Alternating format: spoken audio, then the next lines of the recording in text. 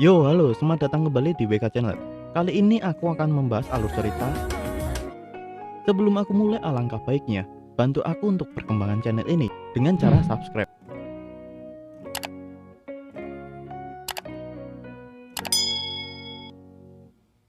Oke, sudah, terima kasih banyak. Saat di sekolah, Tonari meminjam kunci sebuah ruangan kepada salah satu guru di sana. Dia akhirnya mendapatkan kunci itu dan segera pergi ke sana. Setelah sampai di ruangan tersebut, Tonari mencari tubuh Fuji yang telah ditinggal Fuji. Tidak sengaja, dia juga menemukan senjata yang cukup banyak. Hal itu mengingatkan Tonari dulu pernah menggunakan busur itu. Dalam hati Tonari khawatirkan Fuji. Adegan pindah ke Fuji yang disambut kakeknya Mizuha. Izumi membujuk Mizuha untuk menemui Fuji. Dan Fuji menjelaskan dia mungkin terlambat untuk memberikan hadiah ulang tahun Mizuha. Tapi dirinya di sini benar-benar ingin memberikan kadonya. Akhir-akhir ini Mizuha sangat egois. Dirinya hanya butuh Fuji. Sambil mengambil makanan seperti bukan Mizuha, Fuji menceritakan kepada Mizuha bahwa tidak ada seseorang yang bernama Fuji asli. Fuji awalnya hanya batu, dan tubuh yang dia pakai hanya tubuh seseorang yang Fuji temui di masa lalu. Mizuha menjawab, "Kau nyata, kamu ada di sini dan berbicara dengan aku sekarang."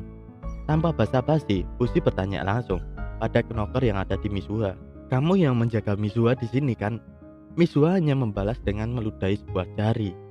Izumi menjelaskan, dunia di luar sudah menyakiti Mizuha sampai benar-benar dunia menjadi surga. Tubuh dan jiwa Mizuha harus tetap di sini. Mizuha semakin aneh dengan tingkahnya. Fuji memberitahu Mizuha bahwa dirinya dan yang lain ingin Mizuha kembali. Mizuha bertanya, "Lalu jika aku mati, apakah kamu akan menangisiku?" Fuji menjawab iya. Mizuha tidak percaya karena dirinya tahu Fuji tidak pernah menangis. Fuji membantah itu. Dia benar-benar bisa menangis. Saat menjadi kura-kura, dirinya sempat menangis. Menurut Mizuha itu bukan seperti manusia yang menangis. Mizuha tidak akan mempercayai Fuji karena Fuji telah mengaturnya sehingga Fuji dapat melupakan sesuatu kapanpun yang Fuji inginkan. Dengan ucapan Mizuha yang menyinggung kewaspadaan Fuji, Fuji melepaskan tali tangannya. Fuji iri pada Mizuha sebab sejak lahir Mizuha sudah menjadi Mizuha. Mizuha menjawab, "Ya, seperti trofi ibunya." Fuji membantah itu. Mizuha sudah salah paham. Mungkin Izumi asli sudah memaksa Mizuha untuk menjadi kebanggaan dan kebahagiaannya sampai Mizuha tidak menyukainya. Tapi jujur, Izumi sangat sayang pada Mizuha. Itu fakta sebenarnya. Mizuha masih menganggap Fuji pembohong karena Fuji tidak bisa membuktikan itu. Fuji akan membuktikannya dengan cara meminta Mizuha melihat buku album yang dia bawa. Izumi asli sudah diracuni knocker, jadi dirinya selalu melupakan kenangannya. Tapi Izumi tidak menyerah. Dirinya selalu mengabadikan momen keluarga kecilnya. Dia tidak ingin melupakan Mizuha. Mizuha ingat momen ini. Dia ingat semuanya.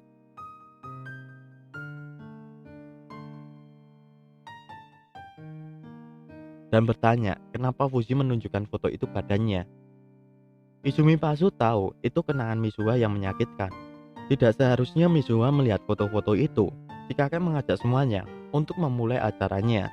Dari belakang kelihatan Yuki dan yang lainnya dipaksa mengikutinya. Acara pun dimulai seperti biasa. Ulang tahun selalu didampingi dengan tiup lilin. Setelah itu membagi kue yang telah dipotong. Hana aslinya tidak enak mau bicara di depan kakek dan mamanya Mizuha. Tapi dia pikir Mizuha tidak seharusnya di sini. Mizuha menjawab, "Kenapa Hana datang ke sini?" Mizuha tahu Hana tak benar-benar peduli padanya. Hana tidak tahu kenapa Mizuha bicara seperti itu. Menurut Mizuha, Hana banyak bicara. Hana dan yang lainnya datang ke sini untuk melihat Mizuha. Apa itu bukan bukti? Mereka telah bekerja sama untuk menemui Mizuha karena mereka peduli dengan Mizuha. Tapi Mizuha masih terlihat tidak peduli dan mengatai Hana bahwa suaranya terlalu keras dan sangat bising. Hana menyuruh Mizuha jangan mengalihkan pembicaraan dan bertanya mengapa Mizuha harus tinggal di sini. Dengan muka yang serius, bocah memel ini meminta izin untuk tanya sesuatu. Apa Mizuha melihat dokter di sini? Mizuha menjawab, "Tidak, memang kenapa?" Menurut bocah memel ini, jika dia sebagai dokter Mizuha, dirinya akan memberitahu Mizuha bahwa paparan cahaya terhadap sinar matahari yang tidak cukup akan membuat tubuh tidak sehat.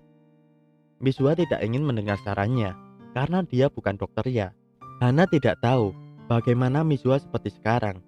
Mungkin dirinya tidak bisa membantu, akan tetapi Hana masih ingin melakukan apapun yang Hana bisa untuk Misua. Misua tidak ingin Hana melakukan apapun. Dia tidak mengharapkan apapun dari Hana. Hana tidak tahu lagi. Sikurus mencela pembicaraan mereka. Dirinya merasa tempat ini bau dan kue ulang tahun itu terlihat menjijikan. Dia pikir lebih baik Misua meninggalkan tempat ini sebelum tubuhnya ikut bau. Misua meminta Fushi untuk menghentikan mereka karena Misua untuk sekarang belum mau pergi dari sini. Seperti mimpi Fushi yang ingin mewujudkan impian semua orang dan dunia harus damai sebelum Fushi menyelesaikannya. Misua sudah menyadari itu. Apa itu kedamaian? Fushi bertanya, apa kamu melakukan sesuatu di lain tempat? Fushi terlihat mukanya capek dan terlihat kurang tidur. Bahkan rambutnya kembali diubah menjadi putih. Tonari juga melihatnya. Semua siswa dan siswi diminta berkumpul. Tapi Fushi pergi ke saluran air. Tentu saja dia ditegur oleh teman sebangkunya untuk pergi bersama mereka. Fulna seperti biasa menyapa Fushi dengan basa-basi, tapi dia merasa Fushi aneh. Tonari yang mendengar itu mencoba berbicara dengan Fushi, tapi dirinya terkejut melihat Fushi seperti itu. Tonari sadar ada sesuatu yang aneh, jadi dia mengajak Eiko pergi bersamanya. Saat itu Fulna masih dibenci teman-temannya, dan terjadilah adu mulut. Sampai sang guru datang meminta mereka untuk tenang, tapi ada kejadian yang tak terduga. Air dingin dari atas membasahi mereka. Hal itu membuat para murid yang di sana pergi meninggalkan ruang tersebut. Ada yang menikmati air tersebut, ada juga yang ingin cepat-cepat pergi dan mengeringkan baju mereka. Lalu Tonari membawa busurnya, mencoba tenang dan akan melancarkan serangannya. Tepat mengenai Fushi.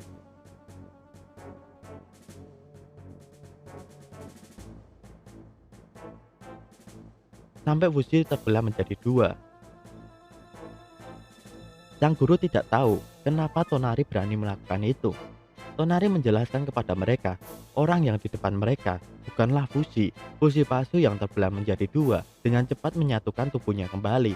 Tonari berteriak meminta mereka untuk pergi dari sini. Tapi sang guru tiba-tiba terjatuh dan tak sadarkan diri. Disusul murid-murid yang lain.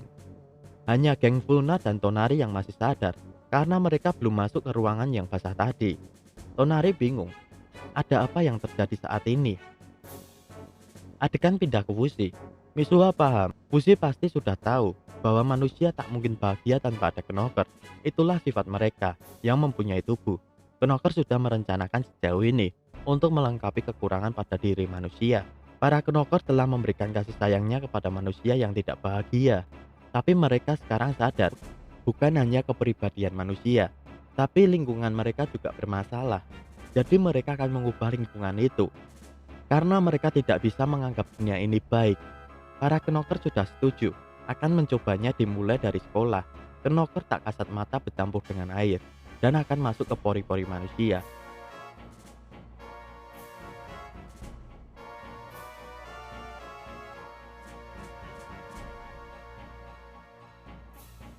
Kakeknya Misua segera mengikat Fushi.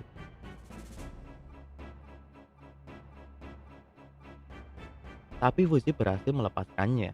Dari bawah lantai mereka, terbuka ada banyak Knocker yang berada di sana.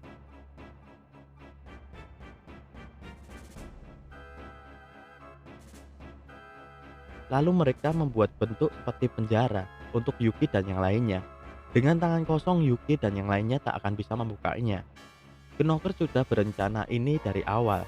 Jika Fushi bertindak membahayakan Knocker, mereka akan membunuh Yuki dan yang lainnya. Si Bontot bukannya panik, malah dia meminta izin pada Misua, diperbolehkan foto selfie, lalu diupload pada sosial medianya. Knocker menunjukkan keadaan sekolah saat ini melalui televisi. Sikurus juga ingin meminta password WiFi. Terlihat semua para murid sudah tak sadarkan diri. Hanya Tonari dan geng Fulna yang masih sadar. Mereka mencium bau dari air tersebut. salah satu mereka akan menyentuhnya. Tonari memperingatkan mereka untuk tidak menyentuh itu. Semua masalah disebabkan oleh air tersebut. Dari belakang Aiko ternyata juga selamat dan mengajak mereka untuk mengikutinya. Tonari bersama burung hantunya akan tinggal di sini untuk menjadi umpan fusil palsu. Tonari tak akan tinggal diam. Dia tidak akan melepaskan fusil palsu keluar dari sekolah. Akan buruk kalau dia sampai bisa ke kota, lalu meminta Lingard untuk pergi. Mizuha pikir Fushi nakal telah membawa senjata di sekolah. Fushi sengaja menyiapkan senjata-senjata itu untuk berjaga-jaga. Mizuha sudah membangkitkan Knokor di dalam tiruan tubuh Fushi, tapi mereka memiliki satu kekurangan utama. Dia sangat lambat, tapi jika sudah terkena air dan lingkungannya berair, maka Fushi palsu akan bisa bergerak cepat.